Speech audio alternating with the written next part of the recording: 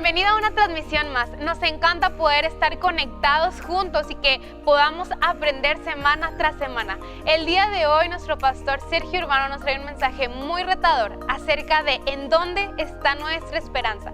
Te animamos a que puedas poner mucha atención en cada uno de los puntos que él nos va a decir. Prepara tu pluma, prepara tus apuntes. Quédate conectado con Dios está aquí.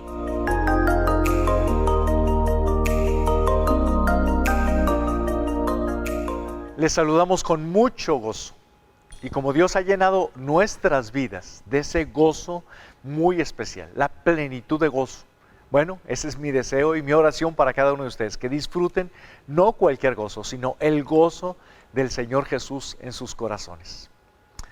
Entrando en materia, siguiendo con esta serie de mensajes Jesús nuestro fundamento, hoy quiero que pensemos particularmente en Jesús como nuestra esperanza.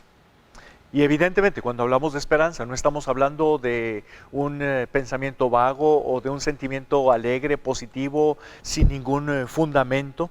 Realmente estamos hablando de algo que nos da certeza, algo que nos da seguridad. Esperanza realmente es algo que está ligado totalmente con las promesas de Dios, con la convicción de que Dios en su fidelidad cumple perfectamente cada una de sus promesas. Y en ese sentido, evidentemente Jesús es la clave, porque en Jesús es que podemos disfrutar cada una, sin falta, cada una de las promesas de Dios. En su segunda carta a los Corintios, el apóstol Pablo menciona, 2 Corintios 1:20, pues todas las promesas de Dios se cumplieron en Cristo, con un resonante sí, por medio de Cristo, nuestro amén, que significa sí, se eleva a Dios para su gloria. ¿Qué es la esencia? ¿Qué es la idea? Todas las promesas de Dios se cumplieron en Jesús. Bueno, pues la idea fundamental es que Jesús, siendo Dios, se hizo hombre, vino a morir por nosotros, derrotó a la muerte, resucitó, y esa es la base de nuestra esperanza. Esa fundamento, esa base de nuestra esperanza nos sirve para todo, para el momento que estamos viviendo, para un futuro también nos seguirá sirviendo, para los momentos de lucha que pasamos, para las tentaciones, para los momentos de sufrimiento, para los momentos cuando nos vemos abrumados. Esa esperanza es algo práctico que realmente nos da la victoria en todo momento. Yo hoy quisiera tomar un buen tiempo para describir de una manera muy breve, pero esos 3 días tan trascendentales, los más trascendentales hasta ahorita en la historia de la humanidad. El viernes, el sábado, el domingo, el viernes cuando Jesús es crucificado. Bueno, todos esos días en base al Evangelio de Lucas, no son los capítulos 23 y 24, quisiera compartirles algo de esa narración que nos está haciendo Lucas el evangelista. Ese viernes, hace 2000 años, realmente todo era un caos. Traten de imaginarse toda esa situación que seguramente conocen, han escuchado, pero hay gente gritando y llorando. Hay personas que se están riendo, es por burla. Los soldados están propinando un maltrato, pero impresionante, al Señor Jesús. Hay muchos líderes que están manipulando a toda la multitud. Los líderes tienen que ver con personas religiosas, educadas, muy respetables, pero sí, están ahí haciendo algo terriblemente negativo. Los soldados se toman un tiempo para rifar por ahí las ropas de Jesús, que también implica algo de inconsciencia de todo el momento que se está experimentando en aquel viernes de hace 2000 años. Por ahí hay un par de ladrones, uno crucificado a la derecha, otro también a la izquierda, pero uno de ellos también con una burla está cuestionando muchísimas cosas, pero en el fondo hay una terrible burla. Hay mujeres que están llorando, pero desenfrenadamente, y Jesús toma el tiempo para hablar con ellas. Lo que me quiero referir y a donde quiero llevarlos es que realmente era un verdadero caos, el día más terrible que esas personas pudieron imaginar. Y les empiezo por compartir.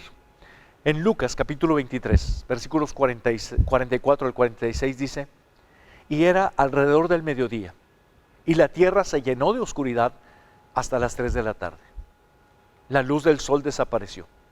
Y de repente la cortina del santuario del templo se rasgó por la mitad. Después Jesús gritó: Padre, encomiendo mi espíritu en tus manos, y con esas palabras dio su último suspiro. Traten de imaginarse todo el caos que había, justo al mediodía, algo que nunca antes se había experimentado. Hasta las 3 de la tarde se hace una completa oscuridad, impresionante. Se llena de temor la gente.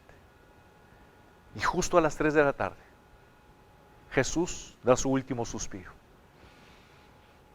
Se muere, pierde la vida. Sigue diciendo la Escritura, ahí mismo en Lucas 23, los versículos 48 al 49, menciona: cuando todas las multitudes que habían venido a observar la ejecución vieron lo que había sucedido, regresaron a casa con gran dolor. Pero los amigos de Jesús, incluidas las mujeres que lo habían seguido desde Galilea, se quedaron mirando de lejos. Quiero resaltar un par de detalles que menciona aquí. Por un lado, habla de las multitudes. Dice que regresaron a casa con gran dolor. No nos podemos imaginar. Quizá para algunos eso representaba ansiedad, para otros una opresión enorme, para otros quizá abrumados de tanta confusión. ¿Por qué estaba pasando todo eso en Jerusalén? Pero el otro detalle que me interesa mucho, los amigos de Jesús. ¿Qué estaban haciendo los amigos de Jesús? Se quedaron mirando de lejos. ¿Qué es lo que refleja esa expresión? Ese detalle que nos está transmitiendo el evangelista: se quedaron mirando de lejos. Lo que yo puedo percibir es que están realmente confundidos, están impactados, están abrumados, están con una zozobra que realmente le pudiéramos llamar que están conmocionados, así totalmente aturdidos, no saben cómo reaccionar. ¿Por qué? Ellos conocieron a Jesús, habían seguido a Jesús, habían visto los milagros de Jesús, y por eso colgaron sobre Jesús sus esperanzas. Y ahora el que está colgado en un extremo de debilidad, el que está colgado sin vida, es Jesús, donde ellos habían depositado sus esperanzas. Realmente no eran cualquier persona. Cuando habla de amigos, es que lo amaban, es que habían decidido confiar en Él, tenían las evidencias fuertes, los testimonios para confiar en Él. Ahora está muerto. Y creo que la pregunta lógica que cualquier persona se pudiera estar planteando en aquel momento, si nosotros hubiéramos estado en aquel momento: ¿dónde está Dios?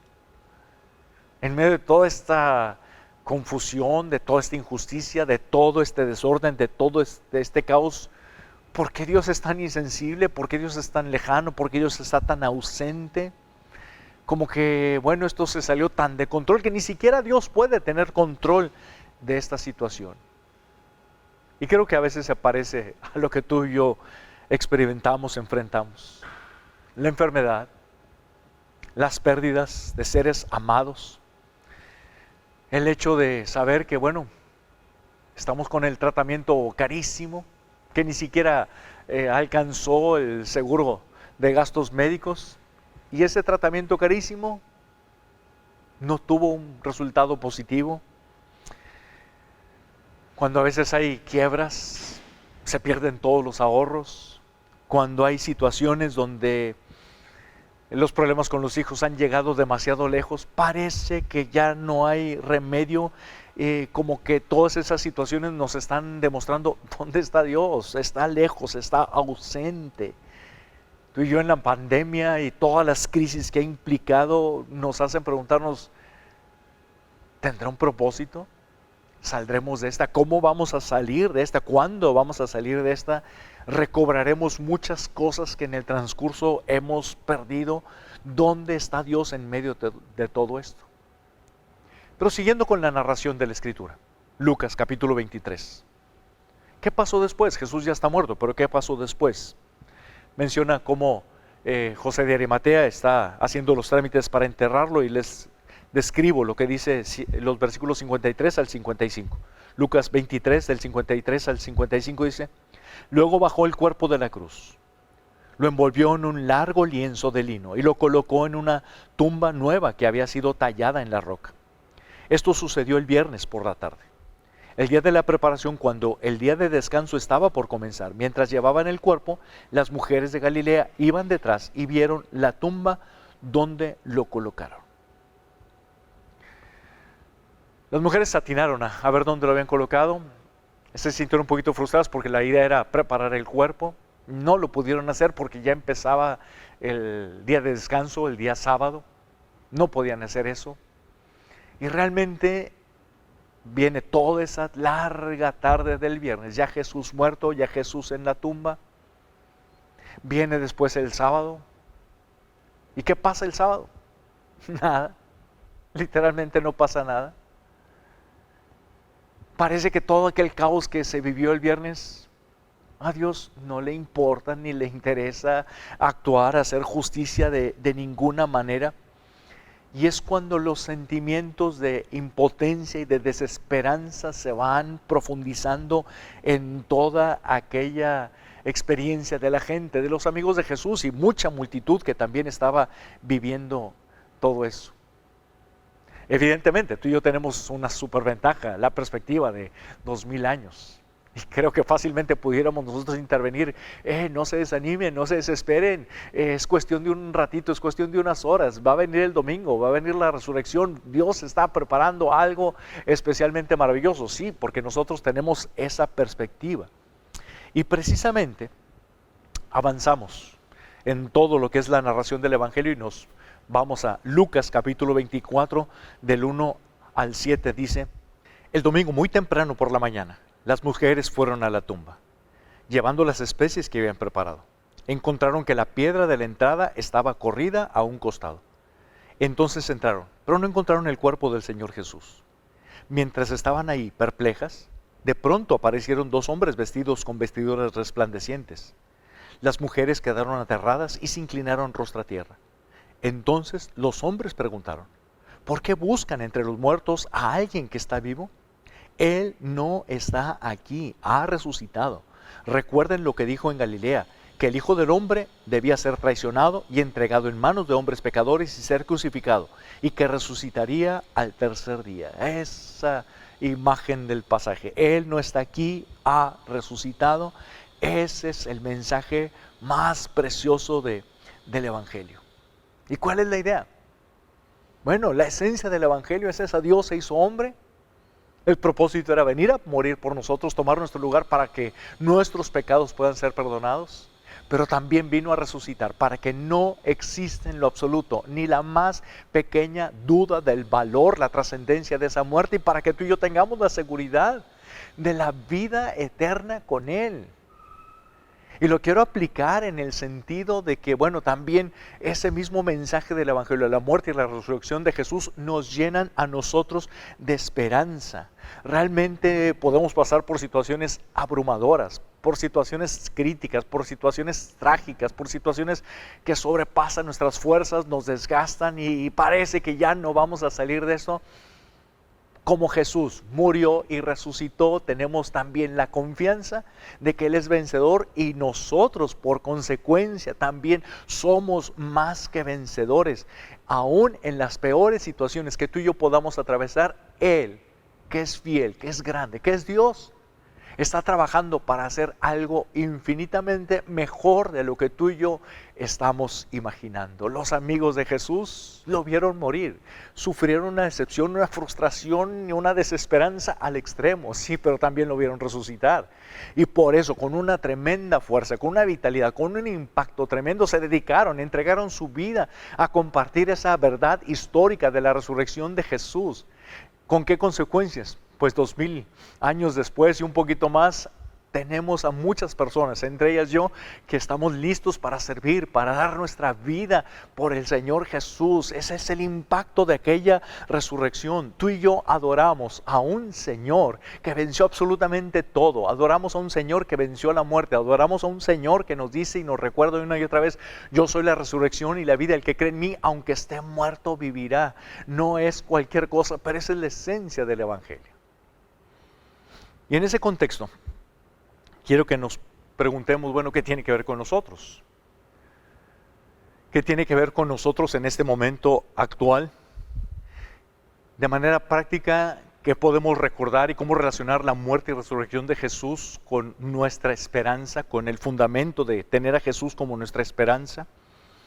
Y te quiero recordar, o quiero repasar contigo 3 ideas, 3 pensamientos.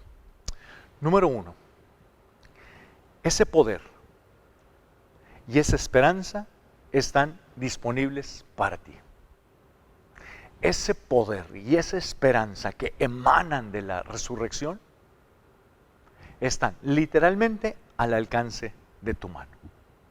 Romanos 8:11 menciona: el Espíritu de Dios que levantó a Jesús de los muertos vive en ustedes, y así como Dios levantó a Cristo Jesús de los muertos, así, tal cual, así como Dios levantó a Cristo Jesús de los muertos, Él dará vida a sus cuerpos mortales mediante el mismo Espíritu que vive en ustedes.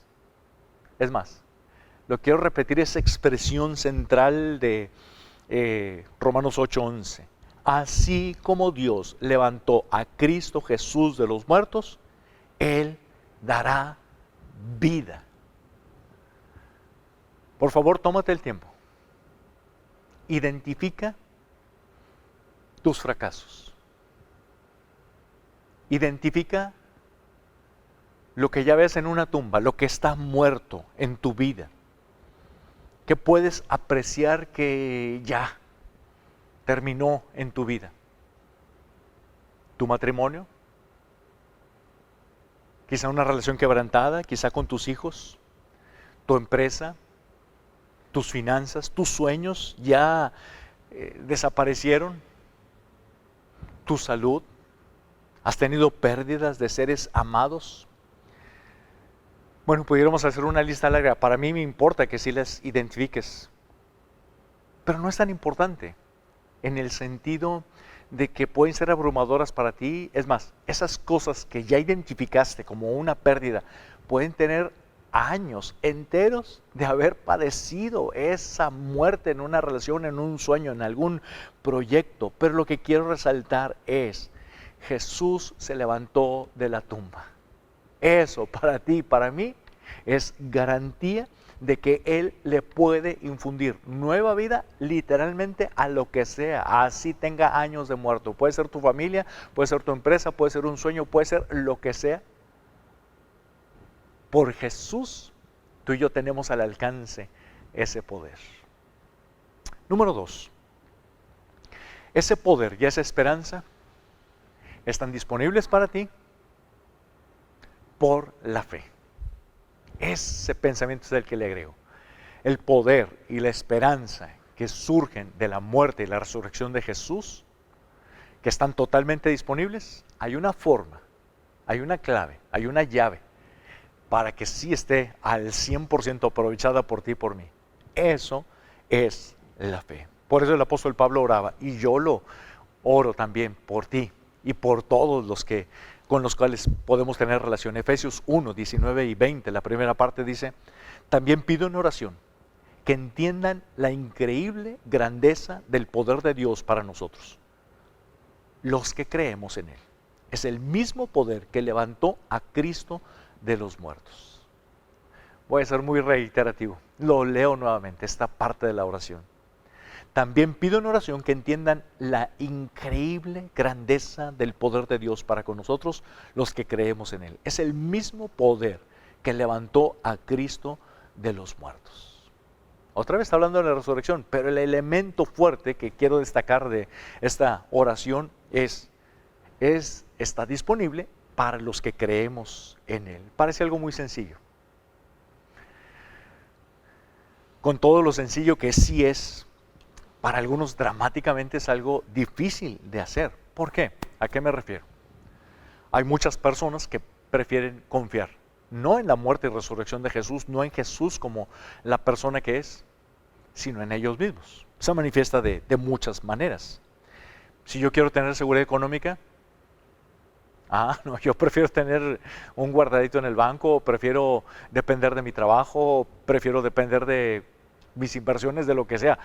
Es para mí, más real. Algunos dicen así. Yo quiero tener el dinero, si quiero tener seguridad, mi confianza no va a estar en Jesús. Si realmente yo quiero resolver problemas en mi familia, en mi matrimonio, gracias por los que oran por mí, sí, pero yo prefiero tener aquí a la mano el consejero más experto que pueda identificar las causas y pueda diagnosticar. Si es el más actualizado, mejor. Quiero algo concreto. Son diferentes formas, diferentes expresiones de cómo queremos encontrar la solución en nosotros mismos y sutilmente dejamos de confiar en lo único que nos puede dar esperanza, que es en el Señor Jesús. Por eso, déjame recordarte, tú puedes tener enormes talentos, cualidades y dones espirituales, experiencia, inteligencia, puedes tener muchas cosas útiles para enfrentar muchas cosas, pero date cuenta que son hasta cierto punto. ¿Por qué? Porque tú también estás limitado. Tú no tienes el poder para transformar tu vida. Tú no tienes el poder para enfrentar todos los pecados, para cambiar tu mal genio. Tú no tienes el poder para ver esas zonas donde estás fallando a Dios, que te están afectando. Hasta son ciegas esas áreas para ti. Tú no tienes el poder para quitarte la lujuria. Por más que te esfuerces, no tienes el poder en enfrentar muchas cosas. Tu egoísmo. No tienes el poder para resucitar una relación. No puedes manipular a otras personas. No lo puedes hacer. Date cuenta de tus limitaciones y date cuenta sobre todo que Jesús sí puede. Por eso tienes que confiar en Él. ¿Qué es lo que tienes que hacer? Decídete a confiar, decídete a creer, decídete a descansar, decídete a poner tus ojos en aquel que murió y resucitó por ti. Déjame reafirmarte, la vida es muy, muy incierta, Jesús no lo es. La vida nos permite enfrentar limitaciones al extremo. Jesús es un Señor para el cual no hay nada imposible. Nuestra esperanza es débil, cualquier cosa la puede derrumbar, pero Jesús es esa esperanza que absolutamente nadie la puede derribar. En esos momentos de una situación muy fuertemente desesperante, Jesús es el Señor y Jesús está en control de todas, absolutamente todas las cosas, y Él, precisamente en esos momentos tan difíciles, está preparando situaciones muy fuertes, muy extraordinarias de bendición. Esa es la realidad. Estás esperando un milagro de Dios, estás esperando una respuesta muy maravillosa a tus oraciones. ¿Qué es lo que tienes que hacer? Literalmente descansar. Literalmente es dejarte caer en los brazos de Jesús. Te voy a ser muy honesto, para ilustrar un poquito mi propia limitación. No es que te esté diciendo que tú eres limitado, no, todos, cualquiera somos limitados. Empezando por un servidor, yo soy el número uno. Simplemente, a pesar de años y años de estar sirviendo al Señor y de conocer profundamente la palabra de Dios, hay muchas cosas para las que no tengo respuesta. Hay muchas preguntas. Bien, honestamente, yo no encuentro una respuesta. ¿Por qué permite Dios que tantas personas en el mundo, literalmente millones, estén siendo víctimas de esclavitud sexual? ¿Por qué permitió Dios la partida de un niño de 2 años? ¿O de una madre con un futuro sirviendo a Dios de 31 años? ¿Por qué? ¿Por qué si oramos mucho Dios permitió tal fracaso matrimonial? ¿Por qué gente que conoce la Escritura y sirve a Dios y lo hace de una manera extraordinaria llega a tener actitudes tan cínicas, tan deshonestas, tan totalmente fuera de lugar? Me he topado con situaciones desgarradoras. ¿Por qué jovencitas han experimentado lo que es el abuso dentro de su propia familia, en una familia que Dios diseñó para que fueran su protección, para que fueran su cuidado, fueran los que la cuidan de manera muy especial. Reitero, a pesar de años de experiencia y de conocer la Escritura, no existe una respuesta que yo te pueda decir, esto ya satisfizo completamente mi intelecto, ya tengo la respuesta y te la voy a compartir. Muchas más veces de las que yo me hubiera imaginado, he tenido que responder a cuestionamientos con un terrible no sé. Te quiero compartir un video y déjame darte el contexto de este canto de Marcos Vidal. En alguna oportunidad tuve la necesidad de ir a Nuevo Laredo, iba solo en el carro, disfrutando de un tiempo con Dios, pero honestamente sí estaba abrumado por tantas luchas y tantos problemas que tenía que enfrentar y decisiones fuertes que tenía que tomar. Ya muy cerquita prendo el Radio Manantial, y aparece una canción que yo nunca había escuchado, que me hizo poner mucha atención. Es precisamente esta canción que te quiero compartir. Me tuve que orillar al entender y al captar una parte de ese canto. Me tuve que orillar porque era Dios el que me estaba hablando, pero me tuve que orillar para llorar, pero llorar y darle gracias a Dios. Hoy te vas a entender ese canto. Yo no tenía respuestas, pero tenía Jesús, que es la esencia de ese canto. Hace algunos años, después de eso, ya un poquito más cerca, pero sí, ya hace varios años, vivimos la experiencia de que un niño de 2 años perdió la vida. Dios ha fortalecido de una manera milagrosa a esa preciosa familia. Y desde aquel tiempo, desde la pérdida, algunos días después de toda esa experiencia, vienen conmigo aquí a la oficina con la pregunta, ¿por qué? ¿Y saben qué respuesta les di? No sé. Pero pues nos pusimos a alabar a Dios. Y les puse este canto. Vean este canto en este contexto para apreciar cómo nuestra esperanza está en Jesús. No hago más que pensar en tu nombre, lo demás no viene al caso.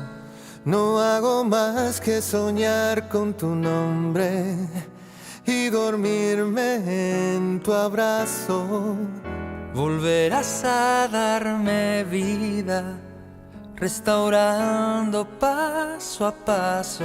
No hago más que decir tu nombre, Jesús, Jesús. Y descanso.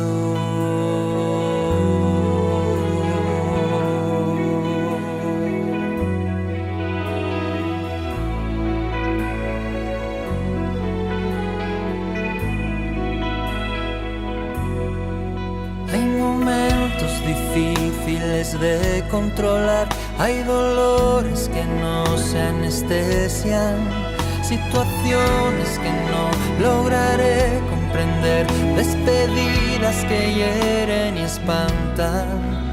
Hay batallas que preferiría evitar, hay gigantes que se nos enfrentan.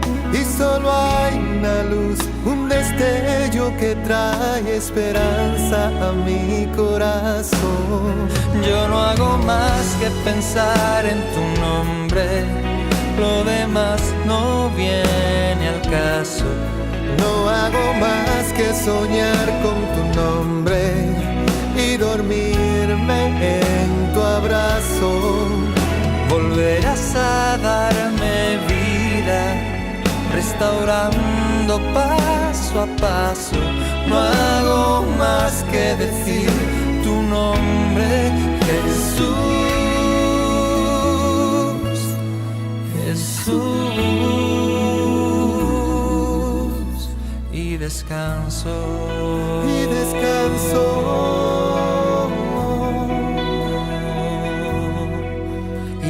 descanso. Y descanso. Y descanso.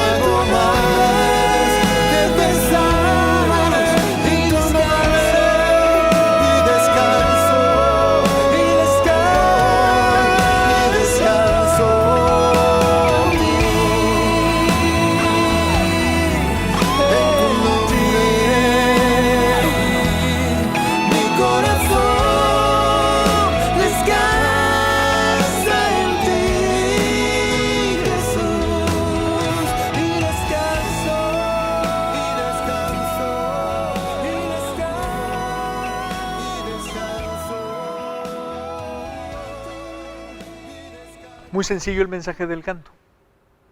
Y lo que te quiero decir es que a pesar de que no tengo la mejor respuesta para muchas situaciones, tengo a Jesús. Igual, quizá Dios no te va a dar una respuesta, pero tú tienes que anclar tu vida en la muerte y resurrección de Jesús. Tú tienes que anclar tu esperanza en ese amor que es eterno. Tú tienes que descansar en la realidad de que el Señor Jesús personalmente está a tu lado. No tenemos respuestas, pero tenemos a Jesús. Él, su persona es la mejor respuesta. Acuérdate de ese sufrimiento, de esa tragedia, de esa situación que te está agobiando y te está derrotando. Tú y yo no podemos tener ninguna reacción, ninguna respuesta, pero Jesús sí. Nada de eso que estás atravesando, que es terriblemente negativo, injusto, va a tener la última palabra. Jesús sí, porque Él murió y resucitó. Eso nos garantiza que Él sí tiene la última palabra, y eso nos garantiza que Él va a transformarlo todo de acuerdo a sus planes y sus propósitos para sacar una enseñanza, una bendición, un crecimiento muy importante. Ni siquiera las tragedias más fuertes, de las experiencias más terribles que puede haber, es la pérdida de seres amados. Ni siquiera eso tiene la última palabra. La Escritura menciona en Apocalipsis 21, versículo 4, Él les secará todas las lágrimas de los ojos y no habrá más muerte, ni tristeza, ni llanto, ni dolor. Todas estas cosas ya no existirán más. No va a existir nada de eso. ¿Por qué? Porque nuestra vida está fundada en Jesús. Vida, vida abundante, vida eterna, vida con propósito, es lo que hay en el Señor Jesús. Y un último pensamiento que utilizo para plantearte esta invitación, que realmente es la conclusión: ese poder y esa esperanza están disponibles para ti, están disponibles por fe, pero quiero que te grabes: debe ser tu fundamento. Y aquí me quiero referir de manera específica y directa a ti que ahorita te estás dando cuenta que no tienes una relación personal con Dios a través de Jesucristo. A ti que nunca has tomado la decisión valiente de entregar tu vida a Jesús. Debes hacer de Jesús tu fundamento. ¿A qué me refiero? Debes reconocer que has sido egoísta, que has pecado, y debes pedirle perdón a Dios. ¿Qué es lo que debes hacer? Pero en este momento, en este instante, debes platicar con Dios y debes decirle: Señor, perdóname, Señor, por favor, ven a mi vida. Toma el control de mi vida. Yo quiero que tú vivas tu vida en mí. Lo que sí tienes que hacer es decirle: te necesito. Quiero que tú seas el Señor de mi vida. Quiero que tú seas el que dirija mi vida. Quiero que tú seas mi Señor y Salvador. Cuando lo hagas, será el inicio de algo especial. Cuando lo hagas, será el momento en que vas a darte cuenta del valor que tiene Jesús como esperanza. Jesús es nuestra esperanza que nada nos puede arrebatar. Nada nos puede arrebatar de las manos de Dios, nada nos puede arrebatar del amor de Dios, nada nos puede separar. Si nos atrevemos a decirle al Señor, te entrego mi vida. Y es lo que te invito a que hagas en este momento. ¿Cómo lo puedes hacer? Bueno, de una manera muy sencilla, Dios ha establecido que podemos comunicarnos a través de la oración con Él. Él está atento, ahí donde estés. No importa dónde estés, la hora que sea, el lugar, no importa absolutamente nada. Él está ahí atento a tu oración. Y yo te sugiero que hagas esta oración. Lo puedes hacer con tus propias palabras, pero quisiera ponerte este ejemplo. Dile, bendito Dios, gracias porque sé que me amas. Gracias por Jesús que pagó por mis pecados, pero especialmente porque resucitó y eso me garantiza la vida eterna. Yo creo en lo que Jesús ha hecho y por eso hoy tomo la decisión de decirte perdóname por mis pecados. Hoy tomo la decisión de decirte ven y toma el control de mi vida. Hoy quiero reconocerte como mi Señor y Salvador personal y quiero que me ayudes y me transformes en la persona que tú quieres que yo sea. Jesús, lléname de esperanza. Si esta oración salió de tu corazón, es decir, fue sincera, muchísimas felicidades. Tu vida se va a llenar de una fortaleza muy especial porque ahora tienes una esperanza segura. Dios va a cumplir sus promesas porque tienes a Jesús en tu corazón. Muchas felicidades. Y por favor, comparte con nosotros si tú tomaste esta decisión el día de hoy o tienes mucho más interés en conocer cómo tener una relación con Dios a través de Jesucristo, comunícate con nosotros, por favor. Ahí en tu pantalla aparecen muchos datos, especialmente en las redes sociales, pero el teléfono también en el área metropolitana de Monterrey, 81-1234-3166, el correo electrónico oracion@diosestaaquí.net y todas las redes sociales, incluyendo también la página diosestaaquí.net y todas las redes sociales. Cualquier método, cualquier caminito que se te facilite, con toda confianza. Nos interesa mucho orar de manera específica por ti y por tu familia y nos interesa estar en contacto para compartirte algún material que será de bendición. Jesús es nuestra fortaleza. Jesús es vencedor, por eso está garantizada tu victoria y la mía. Que Dios te bendiga. Si es la primera vez que te conectas con nosotros o no estás en un grupo Conexión, te animamos a que puedas contactarnos y que puedas darnos tus datos. En la descripción te dejamos toda la información. Queremos conocerte. No olvides seguirnos en nuestras redes sociales. Nos vemos a la siguiente.